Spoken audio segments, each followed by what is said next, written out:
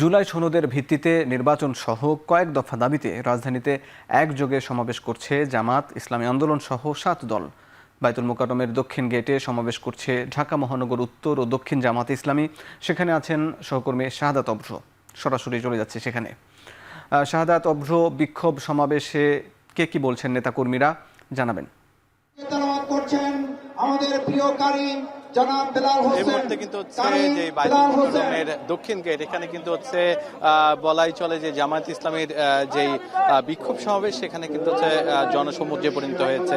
আর কিছুক্ষণের মধ্যে কিন্তু হচ্ছে জামায়াত ইসলামের পক্ষ থেকে যিনি কিনা নায়েবে আমির, তিনি কিন্তু কথা বলবেন। আর আমি যদি একটু দেখাতে চাই, এখন কিন্তু হচ্ছে কোরআনের যেই কোরআন শরীফের আয়াত পাঠের মধ্য দিয়ে কিন্তু হচ্ছে এখন এই মুহূর্তে কিন্তু শুরু হচ্ছে এই যে বিক্ষোভ কর্মসূচি ও মিছিল, এইটি কিন্তু হচ্ছে এখন শুরু হচ্ছে।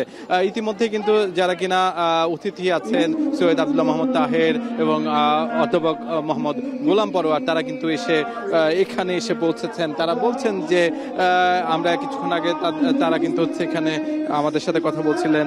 তারা জানিয়েছিলেন যে কোনো মূল্যেই হোক যে পিআর পদ্ধতিতে নির্বাচন এবং জুলাই সনদের ভিত্তিতে নির্বাচন, সেটি কিন্তু হচ্ছে দাবি, সেটি আদায় করার কিন্তু দাবি জানিয়েছেন। তার পাশাপাশি আরো একটি বিষয় জানিয়ে রাখতে চাই হাসিব, যে এই যে আজকে সারাদিন ব্যাপী কিন্তু হচ্ছে এই কর্মসূচিগুলো বাংলাদেশের যত ইসলামী দল আছে তাদেরকে কিন্তু আমরা করতে দেখেছি।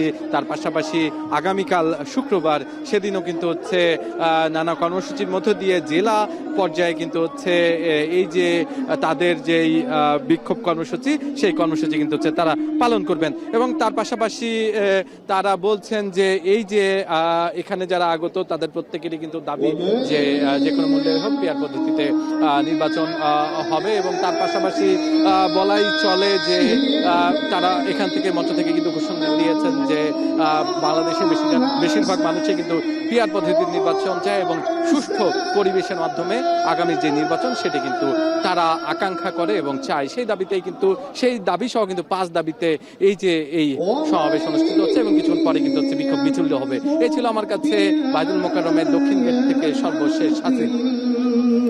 জামাতের বিক্ষোভ কর্মসূচির খবরাখবর জানাচ্ছিলেন সহকর্মী শাহাদাত অভ্র।